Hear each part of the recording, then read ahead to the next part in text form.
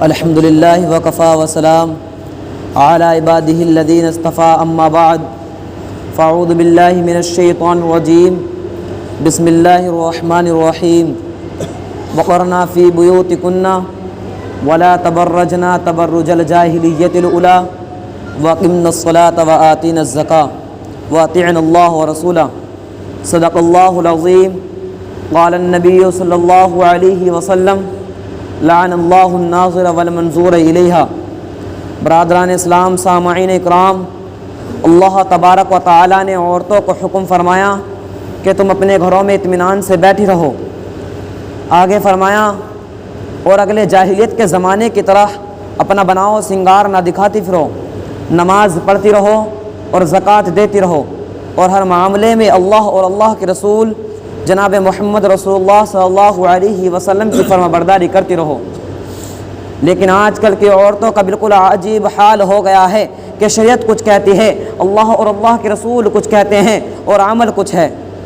میرے دوستو، اللہ تبارک و تعالیٰ فرماتے ہیں وَقَرْنَا فِي بُيُوتِكُنَّ، اے عورتوں اپنے گھروں میں اطمینان سے بیٹھی رہو۔ آگے اللہ تبارک و تعالیٰ فرماتے ہیں وَلَا تَبَرَّجْنَا تَبَرُّجَ الْجَاهِلِيَّةِ الْأُولَىٰ، اور اگلے جاہلیت کے زمانے کی طرح اپنا بناؤ سنگار نہ دکھاتی پھرو۔ لیکن آج کل کی عورتوں کا بالکل عمل بالکل الٹا اور برعکس ہے۔ وہ اپنے گھروں میں اطمینان سے بیٹھنے کے بجائے خوب اطمینان سے باہر گھومتی پھرتی رہتی ہیں اور سمجھتی ہیں کہ جب تک کسی اجنبی مرد کی نظر اس بناؤ سنگار پر نہ پڑ جائے، اس بناؤ سنگار میں لگے ہوئے روپے بیکار چلے گئے۔ میرے دوستو، آگے اللہ تبارک و تعالیٰ فرماتے ہیں وَأَقِمْنَا الصَّلَاةَ، اور نماز پڑھتی رہو۔ لیکن نماز پڑھنے کی فرصت کہاں؟ جب دیکھے محلے پڑوس کی ہاں میں ہاں ملانے والی 10-5 عورتیں مجلس لگا کر بیٹھ گئیں اور اس کی غیبت شروع کر دی اور اپنے شوہر کی برائیوں کو بیان کرنا شروع کر دیا اور جناب محمد رسول اللہ صلی اللہ علیہ وسلم کے زمانے کو کوسنا شروع کر دیا، تو نماز پڑھنے کی فرصت کب اور کیسے ملے؟ میرے دوستو، شریعت زندگی کے ہر موڑ پر بھلائی چاہتی ہے، لیکن عمل و کردار یہ بتلا رہے ہیں کہ بھلائی پسند ہی نہیں۔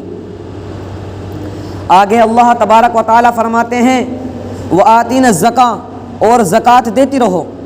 لیکن اس میں بھی عمل شریعت کے خلاف ہے۔ معلوم نہیں کہ اس زمانے کی عورتوں کو تو مال و دولت، زمین جائیداد اور روپے پیسے سے اتنی محبت ہو گئی ہے کہ تقریباً اکثر عورتوں پر زکوٰۃ واجب ہوتی ہے، لیکن وہ زکوٰۃ کو ادا نہیں کرتی۔ میرے دوستو، غور کرتے جائیے، معلوم ہوتا جائے گا کہ تقریباً شریعت کے ہر کام میں عمل بالکل الٹا ہے۔ شریعت کہتی ہے کہ بھلائی کو اختیار کرو، لیکن معاشرہ برائی کو اختیار کرتا جا رہا ہے۔ شریعت جس کام سے منع کرتی ہے اس کام کو کیا جاتا ہے۔ آگے خداوند قدوس فرماتے ہیں وَأَطِيعُوا اللَّهَ وَرَسُولَهُ، اور عورتوں ہر معاملے میں اللہ اور اللہ کے رسول جناب محمد رسول اللہ صلی اللہ علیہ وسلم کی فرما برداری کرتی رہو۔ میرے دوستو، اس زمانے کی طرح جاہلیت کے زمانے بھی عرب میں اسلام آنے سے پہلے یہ سب خرابیاں موجود تھی، لیکن اسلام نے آ کر ان سب باتوں کی اصلاح کی، خرابیوں کی جڑ میں کلہاڑا مارا اور جاہلیت کے رسم و رواج کو جڑ سے اکھاڑ کر پھینک دیا اور ایک پاک و صاف زندگی گزارنے کے طریقے بتلائے، اور اسی طریقے پر مسلمان عورتوں کو چلنے کی تعلیم دی گئی۔ اب اگر کسی مسلمان عورتوں میں اس طریقے کے خلاف کوئی بات دیکھی جائے گی تو یوں نہیں کہا جائے گا کہ عقلہ بن گئی ہے، یہ نہیں کہا جائے گا کہ اس نے ترقی کر لی ہے، بلکہ یہ کہا جائے گا کہ اس نے زمانے جاہلیت کی عورتوں کا غیر اسلامی طریقہ اپنا لیا ہے اور شریعت کے احکاموں کو چھوڑ بیٹھی ہے۔ لیکن معلوم نہیں کہ اس زمانے کی عقلہ کو کل کو کیا ہو گیا ہے کہ انہوں نے بے پردہ ہو کر گھومنے کو ترقی کا منحصر کر دیا ہے۔ میرے دوستو، غور کیجئے، اگر گھر میں 1-2 روٹی بچ جاتی ہیں تو انہیں رومال میں لپیٹ کے رکھتے ہیں تاکہ چوہا یا بلی نہ کھا جائے۔ 1 پاؤ دودھ کو چھپا کر رکھتے ہیں تاکہ بلی نہ پی جائے۔ میرے دوستو، 100 گرام گھی کو ڈبے میں بند کر کے رکھتے ہیں تاکہ گرد و غبار نہ پڑ جائے۔ میرے دوستو، اتنی چھوٹی چھوٹی چیزوں کو اتنی اہمیت کہ چھپا کر رکھتے ہیں، اور جس کو زیادہ چھپانے کی ضرورت ہے شریعت نے بھی جس کو چھپانے کا حکم دیا ہے اس کو یوں ہی خلم خلا لگام بے مہار کے چھوڑ دیا جاتا ہے۔ اور حیرت کی بات یہ کہ اس میں ترقی کو بھی منحصر کر دیا ہے۔ حالانکہ اگر ان نقلا کے گھر میں کوئی بغیر اجازت کے داخل ہو جائیں تو یہ شور مچانے لگیں گے کہ مارو پیٹو بھگاؤ، کون بغیر اجازت کے ہمارے گھر میں داخل ہو گیا ہے۔ میرے دوستو، اگر بے پردگی میں ترقی ہے تو نقلا زمانے کے گھر میں داخل ہونے پر کیوں شور مچانے لگتے ہیں؟ اس سے صاف طور پر معلوم ہوتا ہے کہ پردہ انسان کی طبیعت میں داخل ہے، پردہ انسان کی فطرت میں داخل ہے، لیکن اس کے باوجود عقلۂ زمانہ ترقی کا راز بے پردگی، خلم کھلا اور گھومنے پھرنے میں منحصر کر دیا ہے۔ محترم حضرات، جس شخص نے قرآن و حدیث کا تھوڑا بھی مطالعہ کیا ہوگا وہ اس حقیقت سے انکار نہیں کر سکتا کہ جس طرح ہماری سماجی زندگی سے متعلق جو معاملات قرآن و حدیث میں پوری تفصیل سے بیان فرما دیے ہیں، ان میں سے ایک نکاح کا بھی معاملہ ہے۔ جس طرح نکاح، طلاق وغیرہ کی تمام اصولی باتیں اور تمام اصولی امور قرآن پاک میں موجود ہیں، اسی طرح پردے سے متعلق بھی تمام اصولی امور قرآن پاک میں موجود ہیں اور اس کی ضروری تفسیر نبی پاک صلی اللہ علیہ وسلم نے فرما دی ہے۔ اس لیے پردے کو میں عزم اللہ اور مولیوں کی ڈھینگی اور ڈھکوسلے قرار دینا یہ بدترین قسم کی جہالت اور بدترین قسم کی بے باکی ہے، جس کو بے حیائی اور بے شرمی سے بھی تغیر کیا جا سکتا ہے۔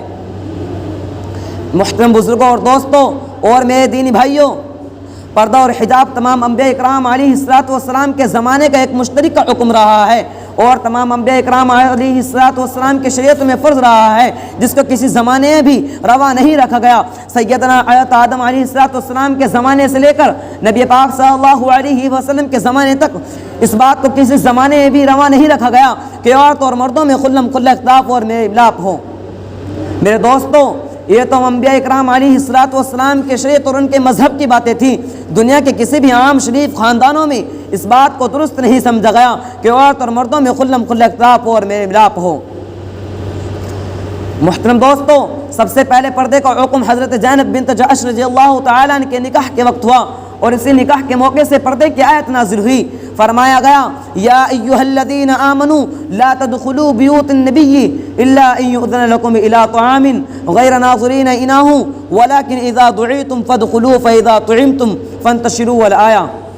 میرے دوستو، جس کی اصولی ہدایت اس طرح ہے کہ ایمان والو، اگر تم اپنے نبیوں کے گھر میں جاؤ تو اجازت لے کر جاؤ، لیکن اس طرح نہیں کہ بغیر بلائے چلے جاؤ۔ البتہ اگر وہ تم کو کھانے پر بلائیں تو اجازت لے کر جاؤ، لیکن ایسے نہیں کہ کھانا تیار ہونے کے انتظار میں وہاں جا کر بیٹھے رہو، بلکہ جب بلائے تب جاؤ۔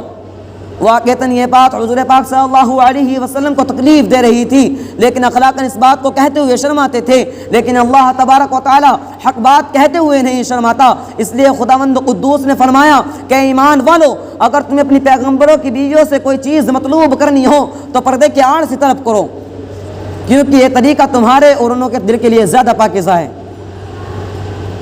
محترم دوستو، یہ آیت تو اسی نکاح کے موقع سے نازل ہوئی جبکہ صحابہ اکرام رضی اللہ تعالیٰ عنہ نے حضرت زینب بنت جحش رضی اللہ تعالیٰ عنہ کے نکاح کے بعد ولیمے کے موقع سے حضور پاک صلی اللہ علیہ وسلم کے گھر میں اڈا ڈال دیا تھا، لیکن اس میں بھی پوری امت کو ادب سکھلایا گیا ہے اور عورتوں کو مردوں کے ساتھ خلم خلا اختلاف اور میل ملاپ سے منع کیا گیا ہے۔ محترم بزرگوں اور دوستوں، عصمت و آبرو کی حفاظت کے لیے ہمارا خدائی پیغام ہماری قدم قدم پر رہبری کرتا ہے اور اسلام ہمیں اس بات سے منع کرتا ہے کہ عورت اور مردوں میں خلم خلا اختلاف اور میل ملاپ ہو، کیونکہ یہ خلم خلا اختلاف اور میل ملاپ اسلام کے نزدیک ایک بہت بڑا جرم اور فساد کا گھر ہے۔ محترم بزرگوں دوستوں، اسلام ہمیں اس بات سے منع کرتا ہے کہ عورت اور مردوں کا ایک مجلس میں مل کر بیٹھ کر باتیں کرنا، یا دعوت میں ایک ساتھ مل جل کر بیٹھ کر کھانا کھانا، یا تقریبات میں ایک ساتھ شریک ہونا، یہ سب باتیں اسلامی امور اور تہذیب کے خلاف ہیں۔ میرے دوستو، اسلام ہمیں اس بات سے منع کرتا ہے کہ مردوں کو حکم دیتا ہے کہ مردوں کو اپنی بیویوں کے علاوہ کسی اور عورت سے تنہائی میں ملنا یہ ایک بہت بڑا جرم ہے۔ چنانچہ حضرت عقبہ بن عامر رضی اللہ تعالیٰ عنہ سے روایت ہے کہ نبی پاک صلی اللہ علیہ وسلم نے ارشاد فرمایا، خبردار عورتوں کے پاس تنہائی میں مت جاؤ۔ انصار میں سے ایک شخص نے عرض کیا، یا رسول اللہ صلی اللہ علیہ وسلم، دیور اور جیٹ کے متعلق کیا حکم ہے؟ تو آپ صلی اللہ علیہ وسلم نے ارشاد فرمایا کہ وہ تو موت ہے، یعنی اس کے اندر تو سب سے زیادہ خطرہ ہے۔ محترم دوستو، ان تمام باتوں سے ہمیں اتنی بات تو واضح طور پر معلوم ہوتی ہے کہ جو قرآن و حدیث کا اصل مطلوب ہے وہ یہ ہے کہ عورتوں کے ہر ایک وجود اور نقل و حرکت مردوں کی نظروں سے مستور ہو اور چھپی ہوئی ہو، جیسے کہ اسلام نے قدم قدم پر پردہ لگایا ہے اور مسلمان عورتوں کی عصمت و آبرو کا لحاظ رکھا ہے۔ دعا کریں کہ اللہ تبارک و تعالی ہم سبوں کو ان خرابیوں اور بے پردگیوں کو مٹانے کی توفیق دے۔ اور اللہ تبارک و تعالی ہم سبوں کے گھر میں اللہ تبارک و تعالی پردے کے رواج کو عام فرما دے. آمین. وآخر الدعوان الحمدللہ رب العالمین.